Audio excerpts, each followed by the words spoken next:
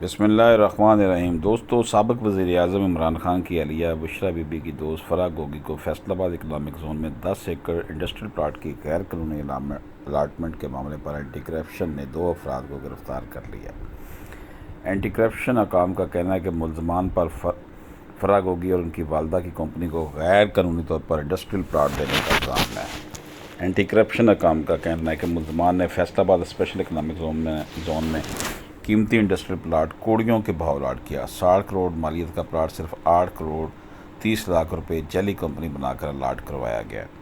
Anti corruption کا حکام کا کہنا ہے کہ انڈسٹریل پلاٹ لینے کے لیے کمپنی کی ویلیو 2 ارب ہونی چاہیے تھی۔ فرح گوگی کے شوہر احسن جمیل گجر نے 2 ارب کی جعلی گارنٹی دی۔ اینٹی کرپشن حکام کا کہنا ہے کہ اینٹی کرپشن فرح گوگی اور احسن جمیل گجر کے اثاثوں کی چھان بین بھی کر رہی ہے۔ گرفتار دونوں ملزمان کے خلاف اینٹی کرپشن فیصل آباد میں مقدمہ درج کیا گیا ہے۔ تو یہ جناب صورتحال ہے۔